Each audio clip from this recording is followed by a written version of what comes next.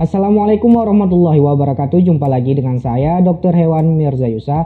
Baik, kali ini kita akan membahas tentang wabah virus PMK yang sedang melanda Indonesia. Nah, nanti akan kita bahas apakah penyakit ini menular, kemudian daging hewan ternak yang terpapar penyakit ini apakah bisa dikonsumsi, kemudian begitupun dengan susunya, apakah bersifat zoonosis ya, artinya dapat menular dari hewan ke manusia. Informasi ini sangat penting mengingat sebentar lagi Idul Adha ya, atau Hari Raya Kurban. Nah, nantinya kita pasti akan membeli kemudian masak dan memakan daging kurban. Nah, untuk hewan yang terinfeksi penyakit ini yang sekarang penyakit ini sedang mewabah di Indonesia, apakah nanti aman dikonsumsi atau tidak? Baik, nonton saja penjelasan saya sampai akhir, nanti saya akan menjelaskan semuanya supaya kalian juga mengerti. Baik, sebelumnya saya sampaikan silakan ditonton video saya sampai selesai supaya tidak terjadi kesalahpahaman.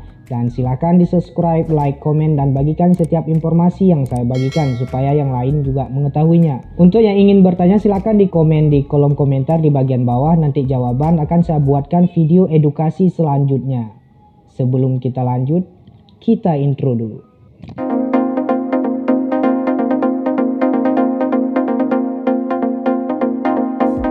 PMK ini adalah singkatan dari penyakit mulut dan kuku pada ternak, yang mana penyakit ini sekarang sedang melanda ataupun mewabah di negara kita. Jadi penyakit ini disebabkan oleh virus ya. Virus itu dapat menyerang hewan ternak seperti sapi, kerbau, kemudian kambing atau domba, dan beberapa hewan ternak yang lainnya, atau hewan berkuku genap ya, ataupun hewan berkuku belah. Nah, yang perlu diingat, penyakit ini sangat-sangat menular. Tambah lagi virus ini tahan terhadap beberapa jenis desinfektan. Nah, tidak semua desinfektan peka terhadap penyakit ini. Nah, kalau didengar-dengar sangat berbahaya bukan? Jadi kalian simak aja penjelasan saya lebih lanjut. Salah satu penyakit yang mematikan yang sangat ditakuti berbagai negara di dunia. Nah, kenapa ditakuti? Karena penyakit ini dapat membuat kerugian yang sangat besar di industri peternakan ya.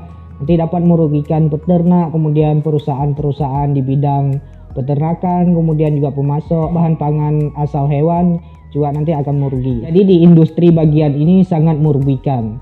Makanya sangat ditakuti di berbagai negara. Nah, jadi jika penyakit ini menyerang, misalkan dalam satu kandang ada 10 ekor ternak, kemudian penyakit ini menyerang satu ekor ternak, dan otomatis sangat cepat menular ke ternak yang lain, dan ini sangat merugikan peternak.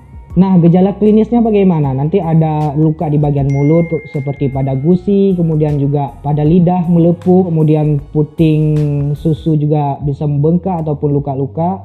Bagian kuku juga luka ataupun yang sangat parah bisa lepas ya kukunya, dan hipersalivasi atau keluar liur berlebihan. Itu gejala klinisnya. Lalu penularannya bagaimana? Penularannya itu hewan dapat tertular melalui jalur udara, kemudian bisa perkawinan atau kontak fisik juga, dan lagi juga bisa lewat pakan dan minum. Nah, untuk pencegahannya ini ada dua macam metode ya. Ada pencegahan secara biosecurity, yaitu dengan cara membatasi gerak hewan, lalu lintas hewan, kemudian pembersihan kandang, kemudian hewan yang terinfeksi ataupun hewan yang sudah sembuh, ataupun hewan yang dicurigai ada terkena agen penyakit ini, maka harus dipotong segera ya, ataupun hewan yang sudah mengalami kematian akan dikuburkan.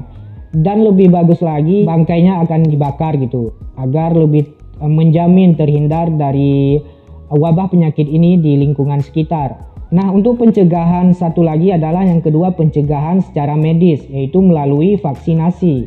Nah, yang perlu diingat, vaksinasi ini bukan obat ya, tetapi usaha pencegahan yang diberikan. Bukan berarti setelah divaksin hewan Anda akan terbebas. Resiko terpapar dan resiko kematian juga masih ada, namun sudah menurunkan resiko kedua tersebut. Resiko kematian dan resiko terpapar sudah lebih rendah gitu. Nah, baik, kita kembali lagi ke pertanyaan di awal tadi ya. Mungkin kalian masih penasaran apakah penyakit ini menular ke manusia atau tidak? Jawabannya tidak. Jadi penyakit ini tidak bersifat zoonosis, artinya tidak menular dari hewan ke manusia.